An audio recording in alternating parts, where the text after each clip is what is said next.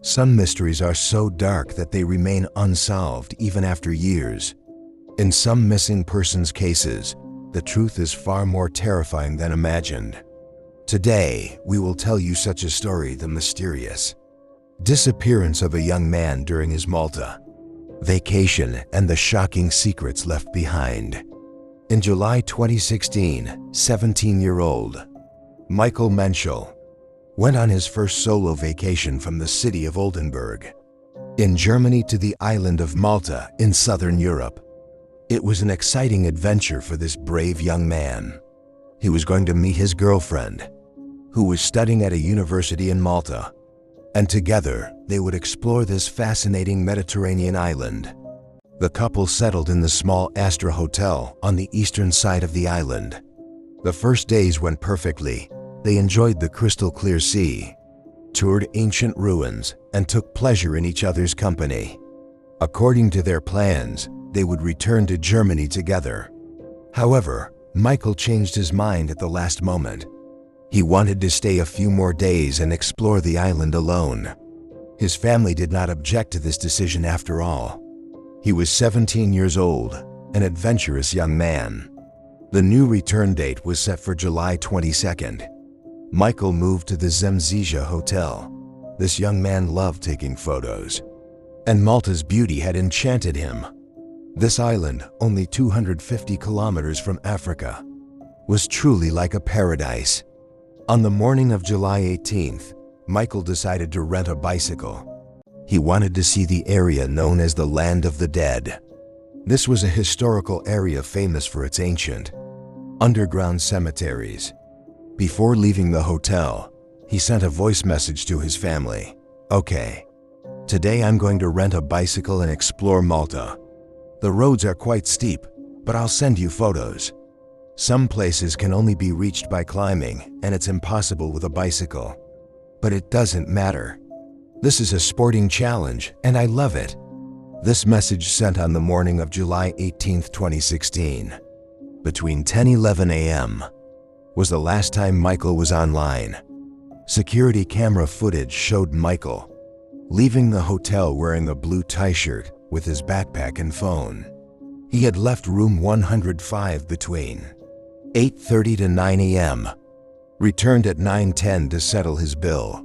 When the camera showed 9:53, he exited the lobby and headed towards the harbor. This was the last moment Michael was seen. July 22nd arrived, but Michael did not return. His mother and sister, waiting for him at the airport, first learned that the flight was delayed, then that it was completely canceled. The mother thought her son had gone to Frankfurt on another flight and called him, but the phone was off.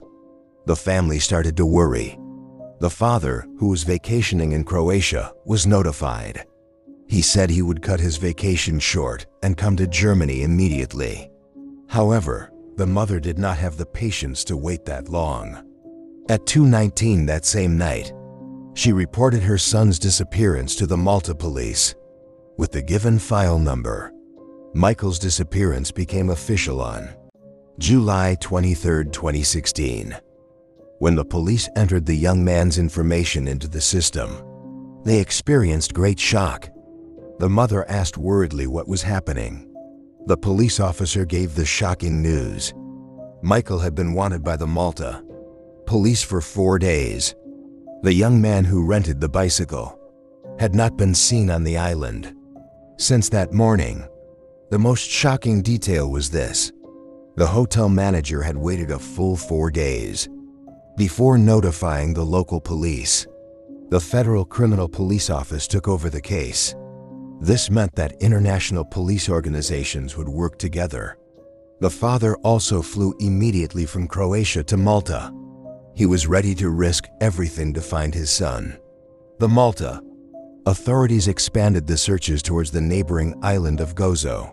Passenger lists were checked, hospitals were searched, and the work continued until late at night. The father continued his investigations alone. Sometimes Michael's sister joined him. A patient from a hospital on the island claimed to have seen Michael, but mentioned that due to the medications he was taking, There was also the possibility of hallucinations. The father, evaluating even the smallest clue, rushed immediately to that patient's bedside.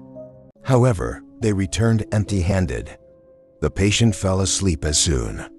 As he uttered his first sentence, someone else reported to the police that Michael had been seen at the Tiger Bar, where drug trafficking took place. However, no other witnesses came forward. On July 26th, a heart-shattering news came. According to an anonymous tip, a body had been found somewhere on the island. Who the source of this news was never revealed. The area was Malta's highest point and close to the place Michael planned to go. By that time, the incident had received so much media coverage that as soon as the news broke, many TV channels flocked to the area. The father climbed the 250-meter height, while cameras followed him. This dusty plateau was home to orange trees, an old radar system, and the Magdalena Chapel. Search dogs found something nearby. When the father wanted to move forward, he was stopped. He was not supposed to interfere with police work. With his heart pounding, he saw ambulance vehicles approaching rapidly. A white Jeep carrying 2 stretchers slowly approached and stopped at the scene. It was now clear how rugged the area was. The father was standing at a high point, watching what was happening. He had a hat on his head to protect from the sun, and in front of him were white foamy waves and people running around in white suits. Hours passed, the area was cordoned off, photos were taken. The father wanted to enter the scene. He couldn't stand it anymore. "I want to see him," he begged. When the military officials put something into the body bag, the father arrived at the scene. He pulled the zipper and looked at the face there. He would never forget that moment. He felt time stop. Everything seemed to move in slow motion, and this horror seemed like it would last forever.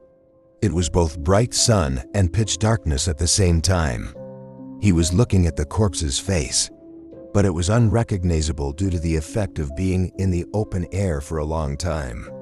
He closed the zipper, but his heart was breaking. He never forgot the conversation that passed between the Maltese doctors that day. His neck was broken twice. A quick death. There were black holes on his neck. A DNA test was needed, but that required time. The following days passed for the father waiting in agony from corridor to corridor. On August 8th, when he visited the morgue for the last time, the attendant pulled him aside and whispered. It said he fell from a high place, but there are no fractures on the body. The report doesn't reflect the truths. There were straw remnants where Michael's body was found. It was said that the lifeless body had been there for days, but the straws looked strangely fresh. The father questioned the farmer who owned the land, but the man's answers were of no use. Michael never parted from his camera. Moreover, he had a video camera and recorded everything he did, whether sports, diving, climbing. This was a 64-gigabyte silver GoPro Hero 2. He had taken it with him when he set off for Malta. His father later testified to this in his written statement. However, this camera could not be found neither with Michael nor at the hotel. According to the case file, 3 pieces of blood detection were made and numbered in the hotel room, a pair of sunglasses, a camera bag, and Michael's Nike sports shoes. The camera was missing. Michael's body arrived in Bremen on August 17. The unfortunate child was lying in the coffin on August 20th, his 18th birthday. It was an unusual situation for the funeral director.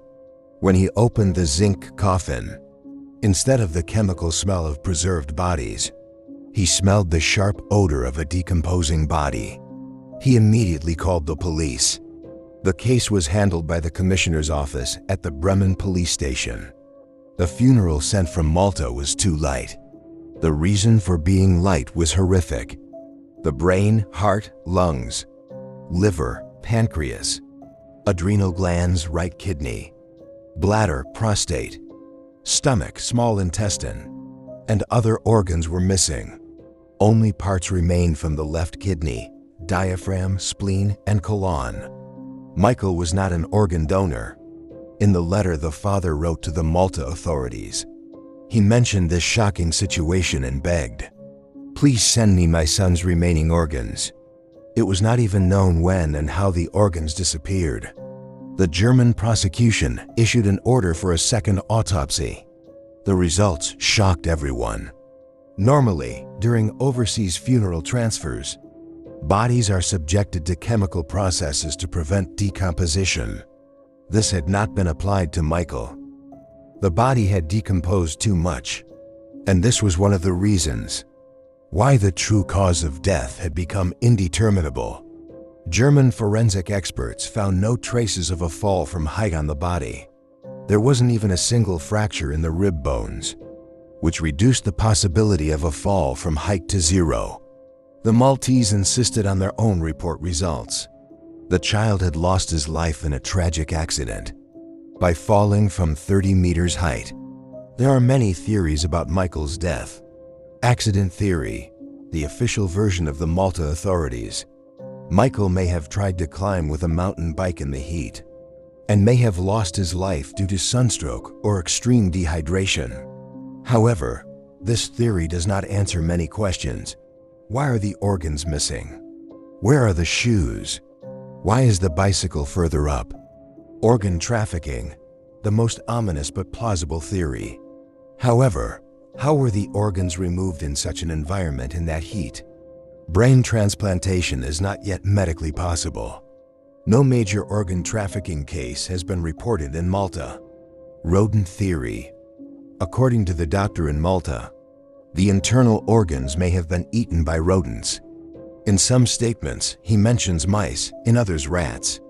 He claims that Michael's brain may have melted away from the sun's heat.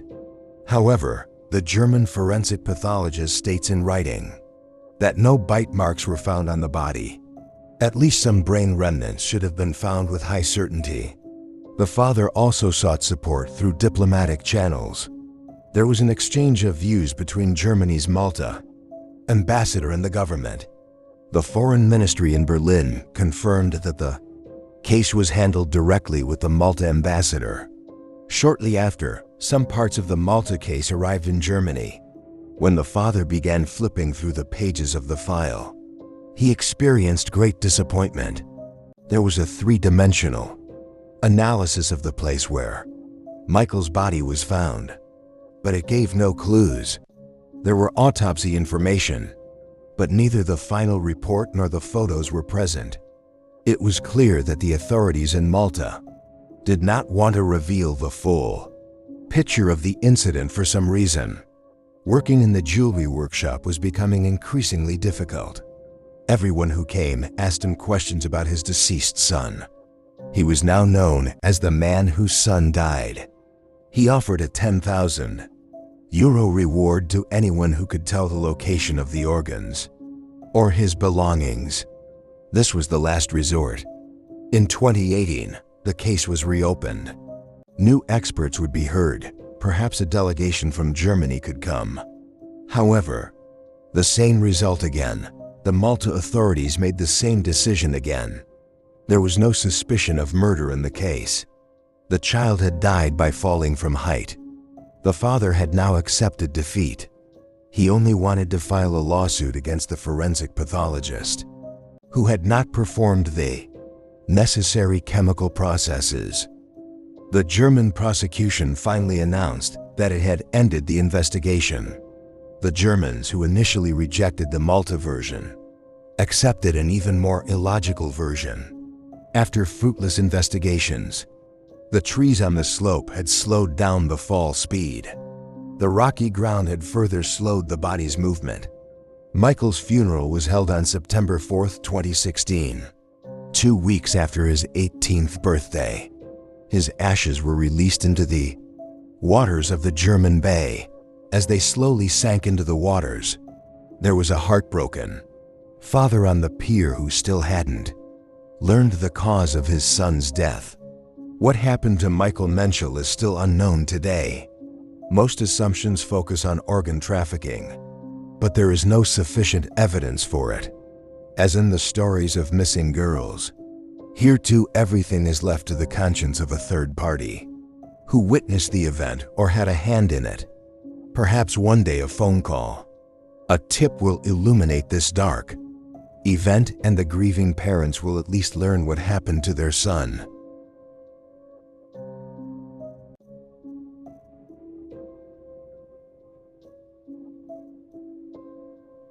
February 14, 2018. Valentine's Day. A day meant for hearts, flowers, and love-filled messages. But at Marjorie Stoneman Douglas High School in Parkland, Florida, everything changed. In the afternoon, gunshots echoed through the hallways, extinguishing 17 innocent lives and plunging dozens of families into endless grief. This tragedy went down as one of America's deadliest school shootings. The perpetrator was 19-year-old Nicholas Jacob Cruz, a former student of the school who had veered down a dark path. This story is not just about a massacre, but also the tragic convergence of ignored warnings, mental health struggles, and easy access to firearms. Nicholas Cruz's dark origins. Nicholas Jacob Cruz was born on September 24, 1998, in Margate, Florida. As an infant, he and his brother Zachary were adopted by Linda and Roger Cruz. From the outside, their Parkland family appeared ordinary, a nice home, a stable life. But inside, storms raged. From a young age, Cruz exhibited severe emotional and behavioral issues. Anger outbursts, social isolation, and learning difficulties were integral to his life. At school, he couldn't make friends and displayed aggressive behavior. Teachers and peers noticed his violent tendencies, harming animals, making threats. Developmental delays led to special education. An emotional disorder sent him to specialized schools. Eventually, he transferred to Marjorie Stoneman Douglas High School. But the problems persisted. He was obsessed with guns, posting violent content on social media, bringing bullets to school, and starting fights. A classmate once said, "If anyone was going to shoot up the school, it would be him." The school administration was repeatedly warned, and even the FBI received tips, but no effective intervention occurred. In 2017, his life darkened further. His father had died years earlier, and his mother, Linda, succumbed to pneumonia. The brothers were left homeless. A friend's family took them in, but Cruz's gun collection and disturbing behavior unnerved them. Legally, he purchased weapons like the AR-15 his mental health history ignored. The day of the attack, planned chaos. Cruz had been planning for months. He downloaded the school's bell schedule to his phone and researched school shootings. "I'm going to shoot at least 20 people," he recorded in a self-made video. That morning, he left the house with a black duffel bag and backpack containing an AR-15 semi-automatic rifle and hundreds of rounds of ammunition. He took an Uber to the school. The driver noticed his nervousness but didn't question it. At 2:19 p.m., he arrived at the campus and headed to building 1200, the freshman building. This three-story structure was bustling with about 800 students and teachers at that hour. He entered through the east door, pulling out his rifle in the stairwell. He encountered a student. "Get out of here. Things are about to get messy." The student fled and alerted a staff member. Cruz pulled the fire alarm, a strategic move to lure students out of classrooms into the hallways. Then the shooting began. Bang, bang, in the first-floor hallway. 3 students were shot and killed on the spot. He fired through the window of room 1216. 1 dead, 3 injured. He moved to rooms 1214 and 1215. 2 dead, 4 injured. The heavy gunfire triggered the fire alarm, and third-floor students spilled into the halls straight into the trap. Chaos erupted. Students hid under desks, texting farewell messages to their families. I love you. We might not see each other again. Some recorded videos. Gunshots and screams were captured. But heroes emerged. Geography teacher Scott Beigel opened his classroom door, ushering panicked students inside.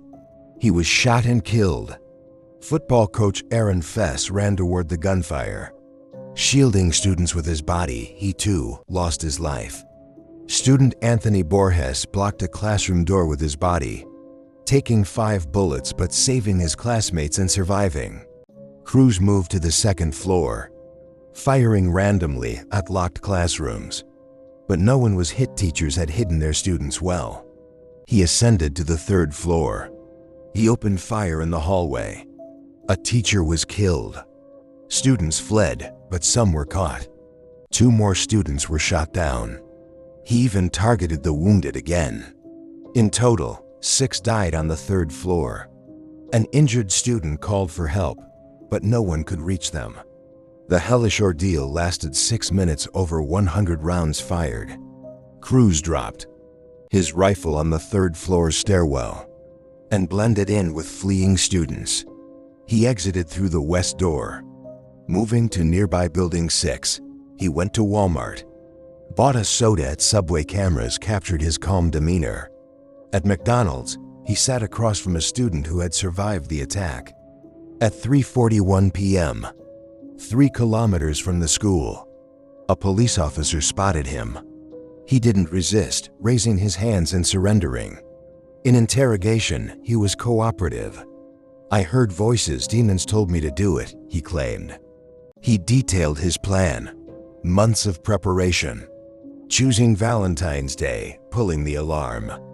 I'm sorry, he said. But his behavior shifted when alone in the room. Was it a mental health act? He gave inconsistent statements, faking panic attacks. Detectives questioned his mental health claims. The building was sealed and demolished in 2024. Cruz was charged with 17 counts of first-degree murder and 17 counts of attempted murder. In 2021, he pleaded guilty, apologizing in court. If I had a second chance, I'd help others. The prosecution sought the death penalty. His actions were cold-blooded and brutal. The jury, over a 4-month trial, heard details. Cruz's own video boasted, "Everyone will run in fear." In 2022, the verdict came. No unanimity, 3 jurors opposed. Life in prison without parole. Florida changed its law. A majority now suffices. Victims' families were outraged. One father said, "Find justice in prison, die in pain." Parkland was not just a tragedy in a small Florida town, it was a turning point that changed America forever. After February 14, 2018, nothing was the same. The surviving students refused to stay silent. They turned their pain into power, their trauma into a catalyst for societal change. The March for Our Lives movement was born to amplify the voices of youth. Thousands of students flooded the streets of Tallahassee and Washington, marching for gun control. Enough is enough echoed through the streets. David Hogg, a student who lived through that day, was elected vice chair of the Democratic National Committee in February 2025, but stepped down in June due to internal party conflicts and backlash. Still, he continues his activism, keeping his friend's memory alive. Sam Fuentes took perhaps the boldest step. She faced her attacker in court and told him, "The legacy of those you killed will far surpass yours, and those you nearly killed will live their lives with compassion and dignity you can only dream of." In Parkland's wake, countless documentaries were made, books written. Never Again became a generation's manifesto. Society began debating mental health services, school safety systems, and gun laws. Some states introduced new regulations, some schools bolstered security. But change didn't come fast enough. School shootings continued after Parkland. With each new tragedy, the survivors' voices grew louder. Never again, they said, but again happened repeatedly. Parkland's wound never fully healed. The pain of 17 families never faded. Yet their voices continue to resonate, striving to spare hundreds of other families the same agony. This tragedy serves as a painful reminder of the heavy cost of neglect, of how ignoring warning signs can lead to irreparable losses. Perhaps Parkland's greatest legacy is this: the youth will no longer suffer in silence, continuing to raise their voices for change. Their fight for a safer world for future generations persists. And this struggle is the greatest proof that those 17 lives were not lost in vain.